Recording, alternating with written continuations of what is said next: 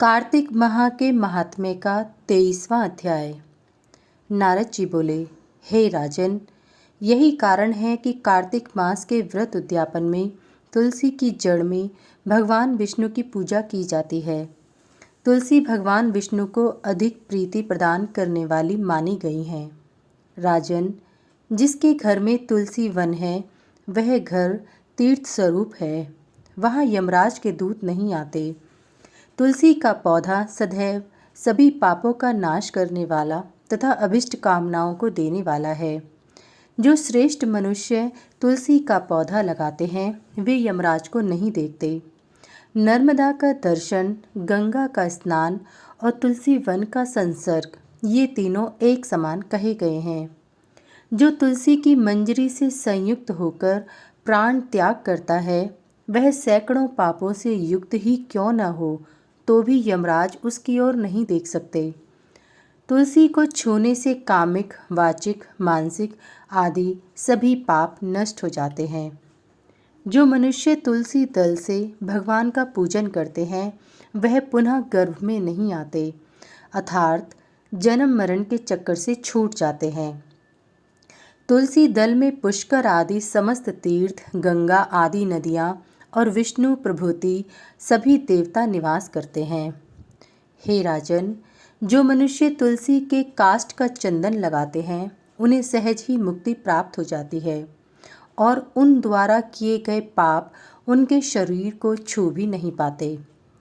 जहाँ तुलसी के पौधे की छाया होती है वहीं पितरों की तृप्ति के लिए श्राद्ध करना चाहिए। जिसके मुख में, कान में और मस्तक पर तुलसी का पत्ता दिखाई देता है उसके ऊपर यमराज भी दृष्टि नहीं डाल सकते। फिर दूतों की तो बात ही क्या है। जो प्रतिदिन आदरपूर्वक तुलसी की महिमा सुनता है वह सब पापों से मुक्त हो ब्रह्मलोक को जाता है। इसी प्रकार आंवले का महान वृक्ष सभी पापों का नाश करने वाला है। आंवले का वृक्ष भगवान विष्णु को प्रिय है। इसके स्मरण मात्र से ही मनुष्य गौदान का फल प्राप्त करता है। जो मनुष्य कार्तिक में आंवले के वन में भगवान विष्णु की पूजा तथा आंवले की छाया में भोजन करता है उसके भी पाप नष्ट हो जाते हैं। आंवले की छाया में मनुष्य जो भी पुण्य करता है वह कोटि गुना हो जाता है।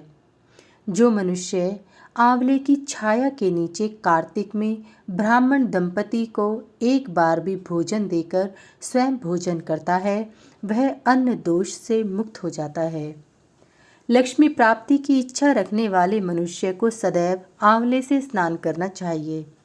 नवमी, अमावस्या, सप्तमी, संक्रांति, रविवार, चंद्र ग्रहण तथा सूर्य ग्रहण के दिन आंवले से स्नान नहीं करना चाहिए।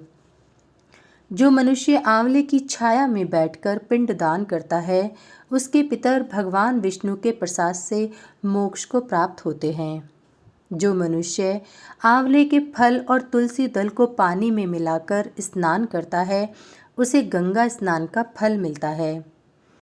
जो मनुष्य आंवले के पत्तों और फलों से देवताओं का पूजन करता है उसे स्वर्ण मणि और मोतियों द्वारा पूजन का फल प्राप्त होता है।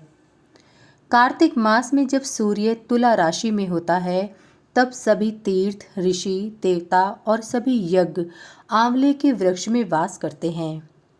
जो मनुष्य द्वादशी तिथि को तुलसी दल और कार्तिक में आंवले की छाया में बैठकर भोजन करता है उसके 1 वर्ष तक अन्न संसर्ग से उत्पन्न हुए पापों का नाश हो जाता है। जो मनुष्य कार्तिक में आंवले की जड़ में विष्णु जी का पूजन करता है उसे श्री विष्णु क्षेत्रों के पूजन का फल प्राप्त होता है। आंवले और तुलसी की महत्ता का वर्णन करने में श्री ब्रह्मा जी भी समर्थ नहीं हैं। इसलिए धात्री और तुलसी जी की जन्म की कथा सुनने से मनुष्य अपने वंश सहित भक्ति को पाता है।